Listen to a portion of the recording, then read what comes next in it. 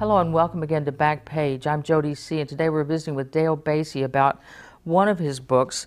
This is called Heck, the Fifth Circle of Heck, which is part of his series, and this is Snivel, Where the Whiny Kids Go. The first one was Heck, Where the Bad Kids Go.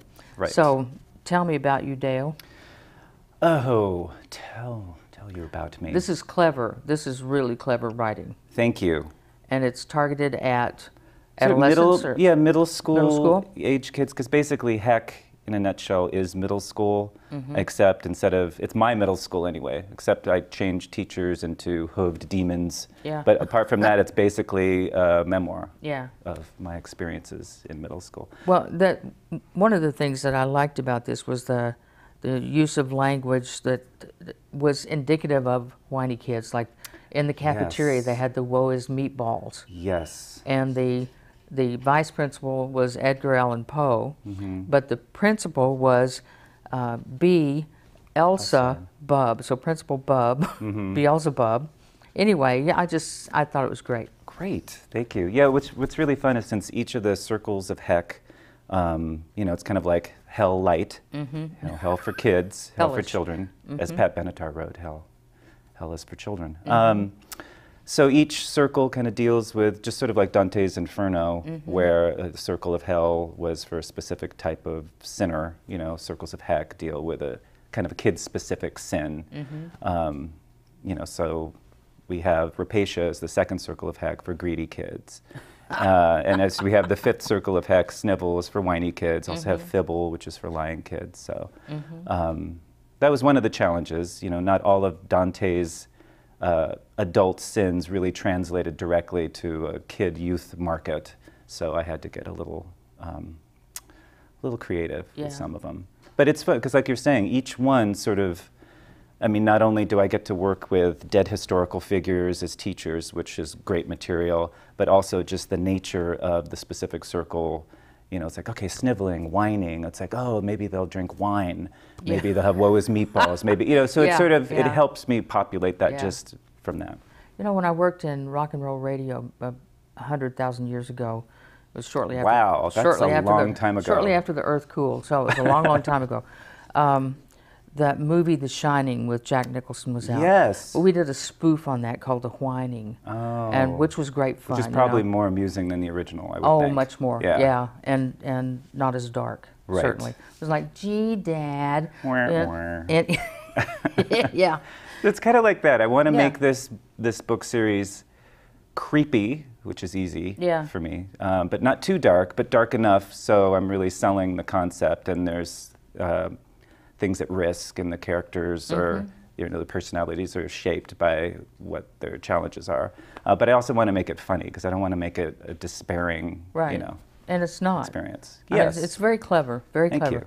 I mean, it is like something that David Michael Slater, like we were talking about. Oh, David Michael Slater. He's a good friend, very talented. He's a good friend. He's been on the show, but it reminded me of something that David would write, only a little darker. Yeah, it's interesting, because we, like I was mentioning prior, we've been at similar events, and he has his Books of Knowledge series, and I have my, you know, so we're kind of, I guess our thing is like when we appear together, it's like, you know, we're kind of the banned books duo, you know, like, you know, read the books that your school library probably isn't carrying, or, you know, buy them or burn them, it's up to you, just buy them. But just yeah, although I was kind of, another reason I'm jealous of him is I don't think I've had quite the controversy that his books have. Oh, so you haven't caused a big ripple with this? Not a rip. I mean, there's definitely, you know, thank goodness there are people that just really hated the notion of Heck, you know, and maybe the liberties I take with the afterlife, but I feel like I'm an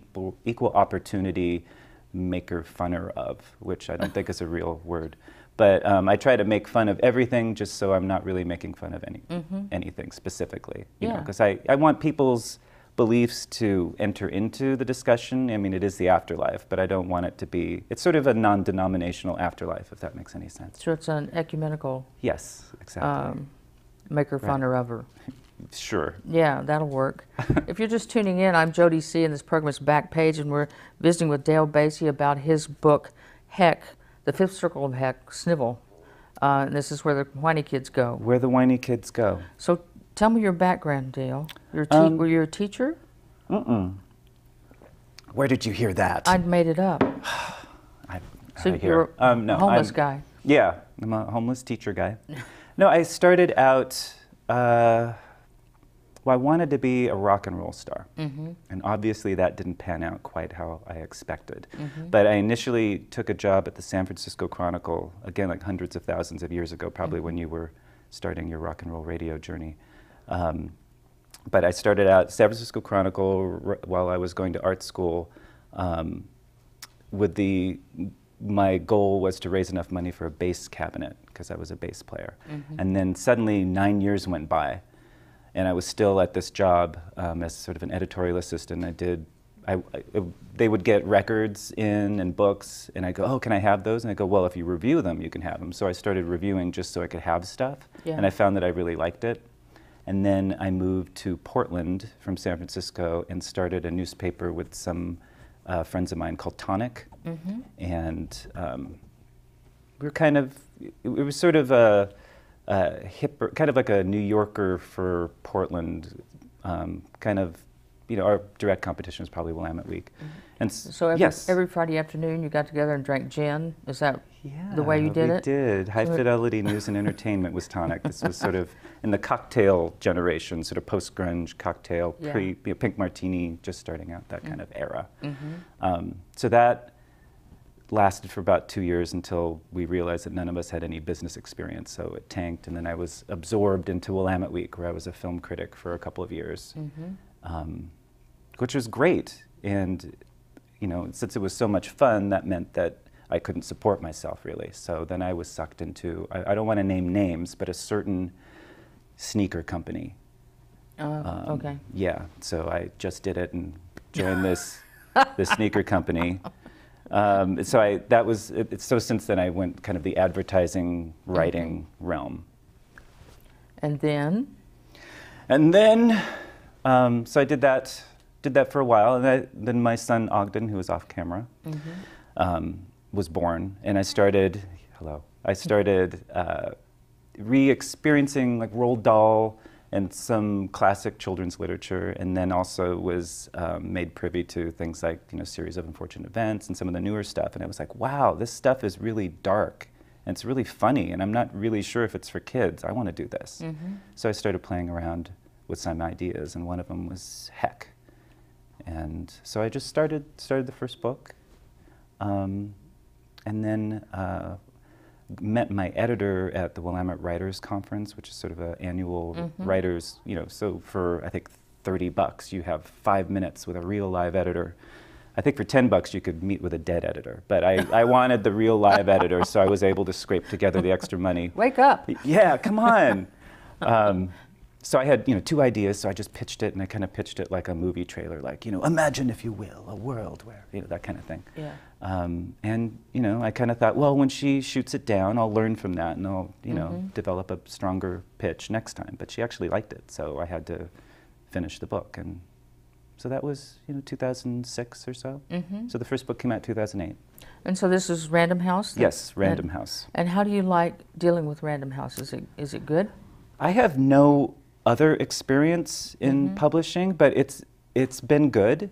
All the people are really positive about what I'm doing and very supportive, and I actually think I expected more resistance in a way to what I was doing. Like, you know, I'll write like, oh, and they'll have this happen. There's no way that this will actually make it past. And they think it's great. And they think it's great. They might not like something else, but it's a compromise, so we do that. I guess the biggest surprise I thought is just, I you know, do web advertising stuff, so it's like, Dale, we need this copy about the dog food ad, you know, right now, because it's going to go live, you know, tonight. It's like, okay, do that.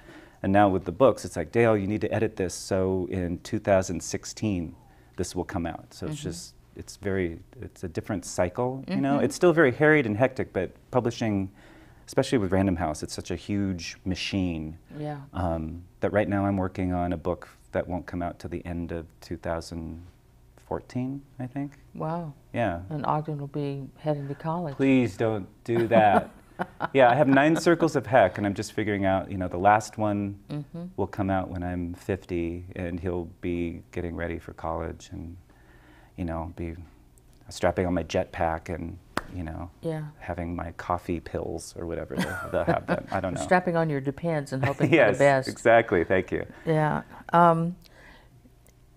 Writing copy, advertising copy, is a fascinating thing to me. Is it? It is, because you have to incorporate all your stuff, and it has to be cute, or it has to be... Right, it has to have the right tone. Yeah. And when I used to do this, when I used to write advertising copy... Oh, you did? I would, if it was going to be a funny one, I would think up the punchline first. That's probably good. And then back into it. And so, and it always worked. It always worked. And it was, I thought it was great fun. So I'm a big appreciator of good commercials. Right, because you really have to be pithy and succinct, and as you know, you have a lot of obstacles because you'll be dealing with clients, you'll have the best idea, you'll pitch it to the client and they'll love it, and then they'll talk to someone else that you never meet or hear about who, you know, was like, well, they, you know, took a writing class once and they say that you can't do this, or they showed it to their grandmother who really didn't like this word. Yeah. You know, that kind of thing. Yeah. So you're dealing with this huge committee, so yeah, that can be challenging. Anyway, tell me, how was the process from the time Random House said, we like this, we're going to publish it? What was that like? Was the editing process difficult for you? Well, again, I didn't have any really preconception about how it was supposed to be. And like with the advertising process, you know, the committee process being so grueling, I was kind of used to having, also my newspaper background, I was used to having deadlines, so that wasn't a problem. So it's like, oh, Dale, we need this, you know, in 4 weeks. It's like, okay, I could do that. That's no big deal. It is, I think in retrospect, well, first off, it's exhausting. It is exhausting, especially for something where, you know, now I'm kind of regretting that the first book was so packed full of puns and asides and references and all that, because now that I'm doing a series, you know, it's like I'm a different person now, but I still have to have that same tone, which can be draining and fatiguing. But also sitting with something for so long, not only a book in itself, you know, it's like I'll write it, I'll have a few months to write it, my editor will empty her red pen on it, send it back, which is, I think, the most terrifying thing is when you hear the thump of the FedEx man dumping your edited first manuscript. And it's like awful. It's like, you know, mutilated your baby, here it's on the doorstep, see you later. So there's that, but then also you have to stay with that book for, you know, 5 revisions or whatever. And then now as a series, I'm like, oh my gosh, you know, I'm still with these characters. It's great to have the ability to deepen them and create backstories and, you know, even get into their parents or, you know, other things to color their world and make it more realistic. But just, you know, having to sit with it is like a marathon race, which is the exact opposite of copy. Well, you know, when you finish a story, to me it's always like you've just dressed your baby up for the talent show. You know, starched that little dress and ironed it so beautifully, and my son hates when I starch his dress. I'm sure he does. He's what, 9 years old? He is 9-year-old 11. boys. 11 years old? 11-year-old boys hate starch dresses. Right. But anyway, you shove them out on the stage, and it's like waiting for everybody to go, huh? Yeah, meh. Yeah. Yeah. Well, that's another thing, is learning to not read reviews. So, especially books that are, you know, about, you know, certain Judeo-Christian beliefs. You know, a lot of people have a lot of opinions. But yeah, trying to train myself not to read a review, even if it's good, because then if it's good, I don't believe it, you know, and if it's bad, I over-believe it. Yeah, and it wrecks your day. It just wrecks your day, and it kind of forces you off course. Yeah. So, I remember my agent asked me one time, she said, I got a rejection from some company, I don't know which one it was, and she said that it's not very good, it's really kind of hurtful. Do you want me to send you a copy?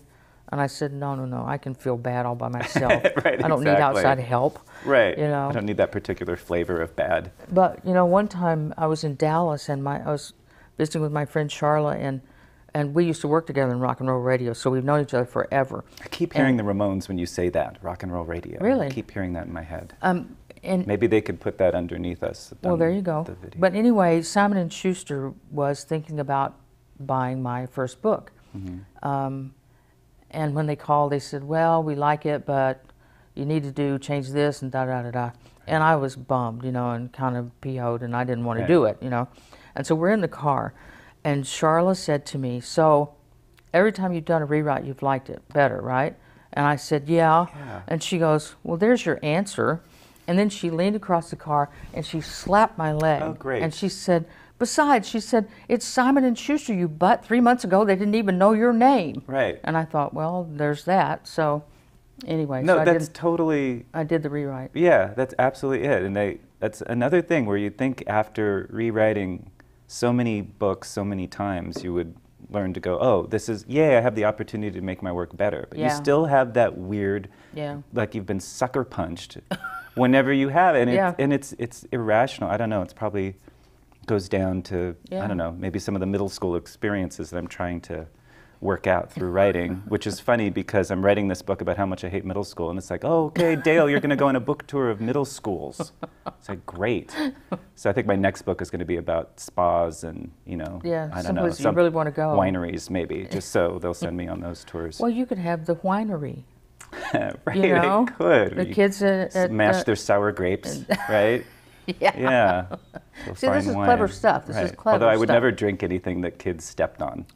That's where I draw the line. Yeah, good plan. Yeah. Hey, if you're just tuning in, I'm Jody C., and this program is Backpage, and we're visiting with Dale Basye, who's written his book, The Fifth Circle of Heck. The original one was Heck, Where the Bad Kids Go, and this is Snivel, Where the Whiny Kids Go. So people can get this book anywhere you go, right? Basically, yeah. Yeah. Since it's Random House, it should be at your local bookseller. If it's not, ask your local bookseller. To stock it. Yeah, to stock it. Are you going to be at, speaking of stock, are you going to be at Wordstock? I don't know. I've been at most every one. The last one I wasn't invited to speak at, but David Michael Slater and I pulled up our meager author royalty money and got a little booth to sell our books and do that. So I might do something like that if I'm not at Wordstock proper. Yeah. But I've been there a few times. It's pretty fun. It is fun. That's where I find a number of people that eventually make their way to this chair at Wordstock, you know. I just roam around and see who looks hungry and eager. Exactly. And kind, you know, like that. So right now, you're working on the new book. Yeah. Called? Well, right now, since it's a series, I find myself in this position where I'm doing last edits on the 6th Heck book, doing the second edits on the 7th Heck book, and I just finished the outline for the 8th Heck book. So I'm sort of in this weird space where I have various degrees of completion and various levels of hysteria and anxiety for each of them. But that's where I'm at now. And it's also challenging because the 7th Heck book is deals with kids who are sassy. So I have to crank up the sass to 11, which I already thought I was doing, but now it has to go into overdrive. So that's where the smart alecky kids go? Yeah. Okay. Yeah. Well, you can have fun with that. I did, yeah. But I have some of the teachers like Oscar Wilde and Dorothy Parker, so having to write for those people is really hard. No, that should be a good one. So, did you write as a kid? Were you a smart aleck in school? I was the kid who sat next to the smart aleck. I kind of wrote the smart aleck's material, but I wasn't comfortable delivering my material. So I just go like, oh, that substitute teacher, blah, blah, blah. Hey, that substitute, we love you. You know, so I was just kind of, I was like one of the writers for the smart alecks. You were the star maker. Yes, exactly. I was a star maker. But I didn't write, I mean, I was really into drawing and making my own films and things like that. But I would write. I was really into, I guess you would call it now, fan fiction. I'd do like 50 Shades of Star Trek or whatever I was into, you know. I'd just kind of write stories based on the things I liked or superhero stuff. You know, my email account was hacked about a week ago. I don't know what you're accusing me of, Jody, but I don't appreciate it. I only did that once. Well, once was plenty, bub. But I know. I saw that. I was like, wait, does this mean if she's was mugged in another country. In Madrid. Am I going to be on the show? Yeah, well, anyway, but what I did was then on Facebook, I just decided to go with it, and I made up this thing about being in a tapas bar in Madrid and with one of my muggers, Felipe, and, you know, who had a glass eye the color of a beer bottle. Anyway, it's just kind of fun to make it up. You know? It's hilarious. You might as well. And I thought, I could really do something with this. And so I'm thinking about writing a book called The Imaginary Kidnapping of Virtual Jody, you know, based on an email hacking. Right, based on a true incident. Yeah. Something that pseudo happened. A true imaginary incident. That would be cool. Yeah, it would be And maybe fun. during your journey you could give $20 to some Ethiopian man who died or whatever, but now you inherit his estate. Or you could just kind of combine all of the spam email you've been the victim of. Yes. Right. Yeah. You know, I was in a cab one time in Dallas, and the cab driver was from Ethiopia. And he'd been in America for 16 years and became an American citizen. And it's such a brave thing to do, to give up your homeland and go learn a new language and be in a whole new culture. And so I asked him why he did that. And he said, "Do you remember that song, We Are the World, that came out in 1984? And I said, yeah. He said, the money that was raised from that song saved my village. Wow. And he said, I started thinking about how when there's a true need in the world, America always steps forward. He said, other wealthy nations don't do that. Saudi Arabia doesn't do it. Germany doesn't do it. France doesn't do it. He said, America always does. And I wanted to be one of those people who steps forward. You know? Wow. It makes you cry. Yeah. You know?